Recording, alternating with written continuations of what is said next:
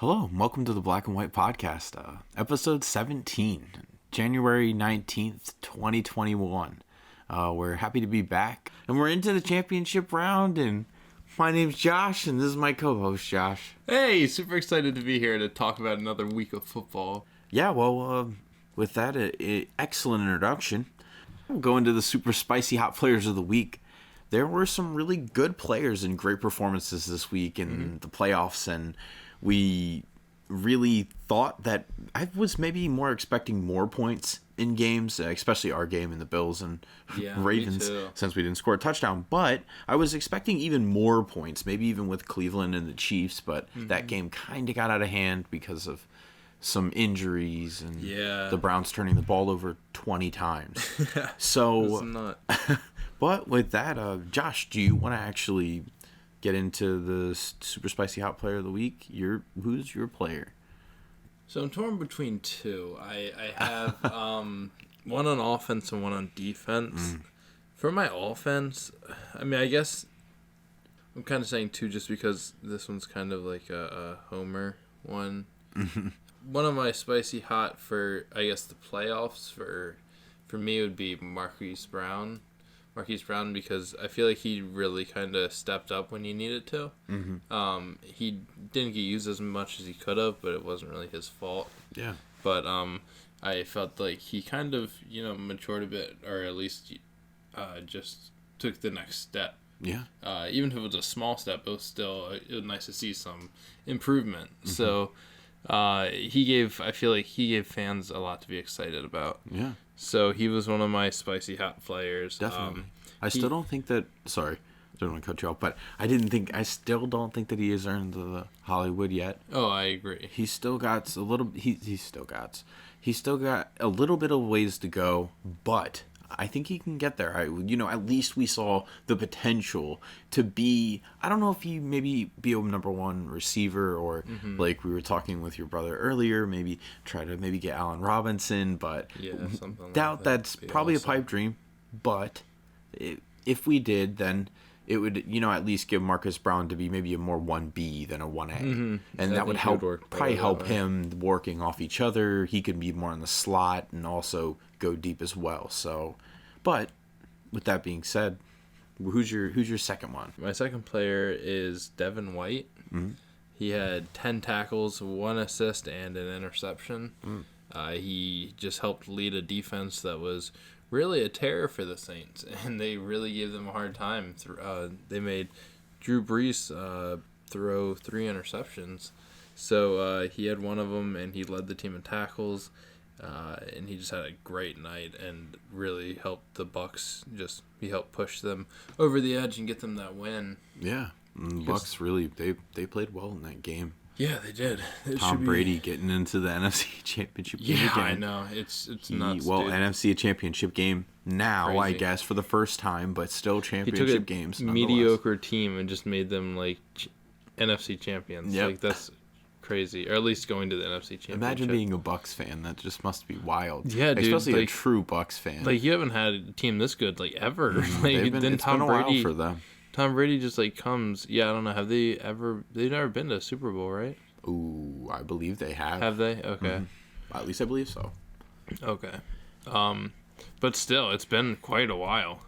It's been a while since the Bucs have been good. So I mean, that's a long while. Yes. Yeah. So like that's crazy just to have Tom Brady come for a year and just kind of. I mean, they were probably like, this is cool, but like, will it actually work? And man, it worked. Yeah, they had that championship in 2003, I think, with John Gruden. Oh, that's right. But yeah, no, they have won Super Bowl, so okay. They're not. They haven't. They just have not been a great franchise by any means. Last decade, they haven't been like anything. Yeah. And then you just have Tom Brady come. The crazy thing is like once he leaves, are they going to be able to like sustain the greatness? And I don't know. That's just depends who they can put behind Tom Brady right now. Yeah, for real. Maybe there's a chance that they could draft somebody, or maybe they just try to get somebody in a undrafted chance and maybe see if he works out. Yeah. But who's your players? Well, I do have one on offense, but I would say that this is a weird one. But my Super Spicy Hot Player of the Week is Drew Brees. Really? Yeah. Yeah. 19 and 34, 134 yards, 1 touchdown, 3 interceptions. Very underwhelming. But this is probably it for him. Mm-hmm. So I figured I'd do a Super Spicy Hot Player of the Week for Drew Brees just because we got to get at least a little bit of appreciation for him because, I really liked him when he was with the Chargers. I actually really did. And then everything happened, and then he wound up in New Orleans, and then wound up doing so much with New Orleans in general, with helping them out during Hurricane Katrina. I was rooting for him back when he was in that Super Bowl. Yeah, so it's just so cool for him. And in his career, he had 80,358 passing yards, 571 touchdowns. So he set multiple career records for yards thrown, and I think he actually might be first. He has his career on top, but he has Tom Brady with only 1,000 yards behind him. So if Tom Brady plays next year, he'll definitely pass that. Yeah, but definitely. Still, Drew Brees in a 19-year career has done a lot, and just winning a Super Bowl and being kind of the face of New Orleans, like he is New Orleans. And, that's a lot to say from him. So, hats off definitely to him if this is the end of his career, which it kind of seems like it would. I don't know. Do you think so? I don't see enough production from him enough that I don't see the production and the desire. I don't see why he would. I think that they heard. Did you hear about with Michael Thomas? They kind of said that Michael Thomas was dealing with the ankle injury literally all season, but he was only playing for Drew Brees. Yeah. So you would think that Drew Brees probably had said something to him that this was probably it. And yeah, that's true. I mean, Drew Brees is 42 years old. I don't blame him. Mm-hmm. I don't blame Tom Brady when he retired. I mean, it's especially even if Tom Brady's playing like this, I still don't blame him. He's still a great player, and he deserves to retire whenever he wants to, so he can spend time with his family and stuff, because they've sacrificed loads for him. So but yeah, Drew Brees though, so I'm so glad that he was able to. It was unfortunate how the season ended, because like you said, Devin White really shut him down, and he didn't really get much production, and really was underwhelming most of the season, honestly, because he had an injury and never really got back to the Hall of Fame level that we were expecting. And that was probably the season that we always talk about, the big drop off year where we just see the quarterback that was great for so long go from great to and then now Drew Brees went from great to oh wow, and now he's more out of the league, probably maybe retiring. But if he doesn't retire, then do you think he'll retire? Probably. It just depends. I don't know if he's gonna be super annoyed because he's lost in the playoffs so badly 3 times in a row now. I feel like if it was me, I'd be like, I want that win at least one. I don't know. I wouldn't want to go out like that. It's just underwhelming. He's been just so. That's the thing. I agree with you though, with age and everything. I think that it would probably be best for him just to retire. And I mean, it does seem like he. I mean, it just seems like he wants to spend time with his family and stuff. I mean, he had his kids out there on the field, over the game and everything. Cool. So with Tom Brady throwing passes. So I mean, I could see him wanting to do that. Yeah. So I mean, maybe it is best for him. I mean, only he knows that. But yeah, he probably will. He probably will. Especially because you have Jameis Winston and Taysom Hill there. I'm sure the Saints are ready to move on to the quarterback that they paid so much money for, Taysom Hill. And, I mean, he looked pretty decent. So, I mean, they have some things to look forward to. We'll see. Maybe the Saints are in the playoffs next year. Yeah. We'll see. I don't know. Maybe the Bucs are... Sean Payton could do it. He's a good coach. And I mean, he's still. It's not like he's suffering. He still has Alvin Kamara, Michael Thomas, regardless. So I mean, you stick anyone back then, they'll at least be decent. Exactly. They don't really need a. They don't need a Drew Brees necessarily to run the offense. But having a Drew Brees was always a luxury. So if he does come back, then, I mean, we'll see how they do next year. If he doesn't, then Taysom Hill it is. Yep. But moving on to games. We have the Packers and the Bucks. So this is going to be a pretty good one. It's going to be Aaron Rodgers versus Tom Brady. So it's going to be a lot of fun to watch. Oh yeah. You don't really get to see that matchup a whole lot, especially in the championship ever, because never could happen. Yeah. So it's gonna be pretty good. I don't know. I feel like I got the Packers winning, but it's hard to make that choice just because it's Tom Brady. Yeah. And he just elevates everyone around him, and that defense. Although he didn't play great last week, he had a lot of help with the defense, and had some help with Fournette and whatever. But it's rough. But I think Aaron Rodgers is just on fire, and he's just gonna be so hard to stop. I don't know. I mean, what about you? Really, the Buccaneers, you've seen the Buccaneers defense is peaking at the right time. Oh, yeah. And with Tom Brady and his production, you really see the team taking a whole nother level. And, Antonio Brown is really adding a lot to the offense, and Mike Evans is playing well. And even though Ronald Jones and Leonard Fournette have kind of been back and forth, I guess, with injuries and such, they've still maintained some consistency in the backfield. Oh, yeah. So the Buccaneers have peaked at the right time, but the Packers are just so hot. Aaron Rodgers he's just playing too well. He really is. Devontae Adams is just there too much. He's playing so well, and then Alan Lazard's adding in, and then as long as the Packers backs can stay healthy, they have 3 backs that all are just formidable to play against, with Aaron Jones, Jamal Williams, and A.J. Dillon. And with Aaron Rodgers, you just can't bet against Aaron Rodgers. And, I mean, I already have my prediction of Packers-Chiefs, so I can't go away from from the Packers. So I'll pick the Packers.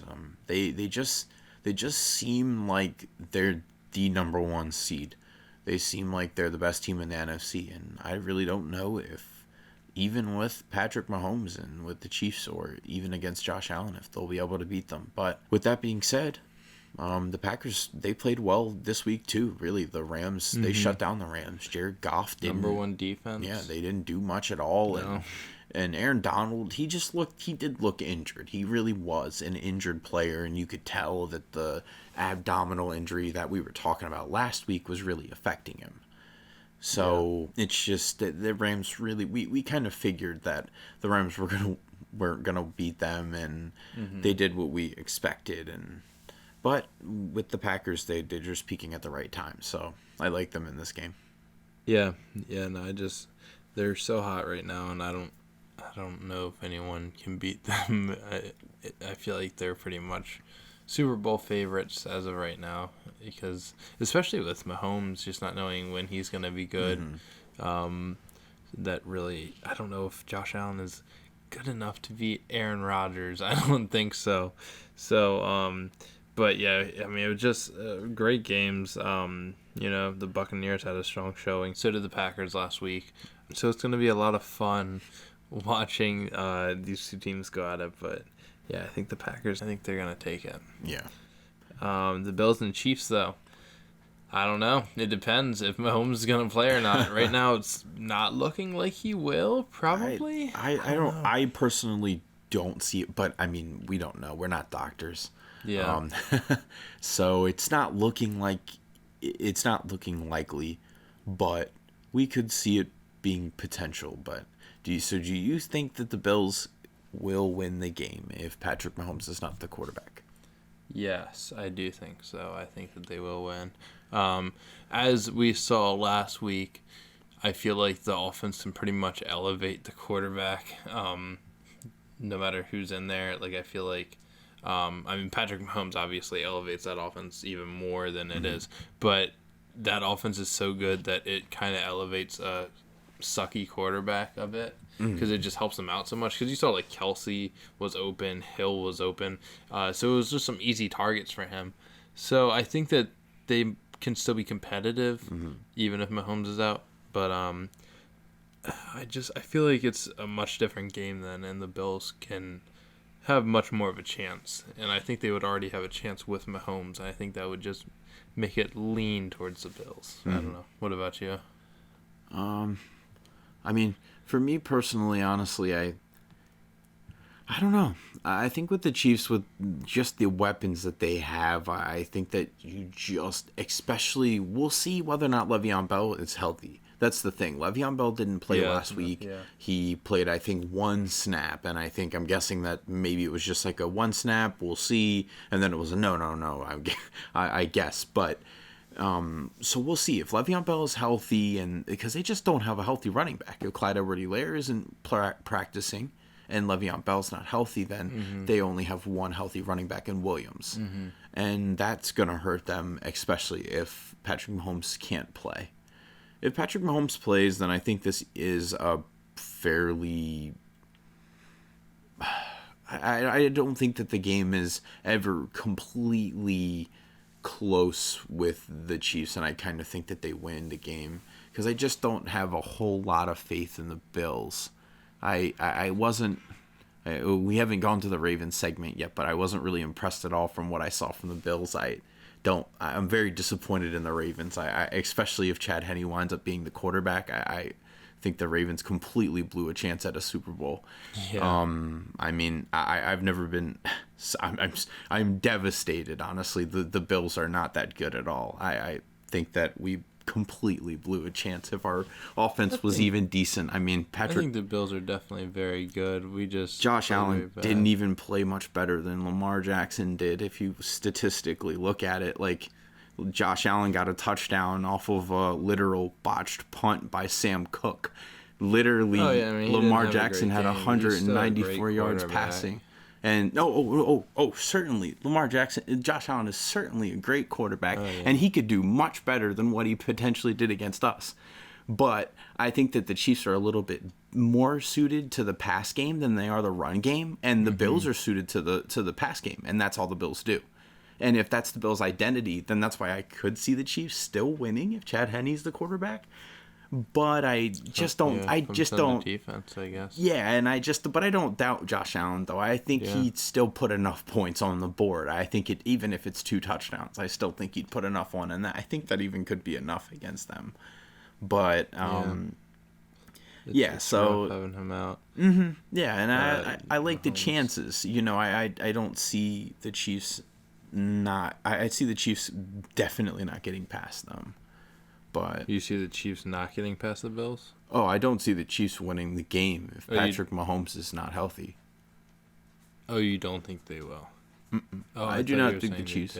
No, I think that the Chiefs are still not a bad team without Patrick Mahomes because, like you said, with the weapons. Yeah.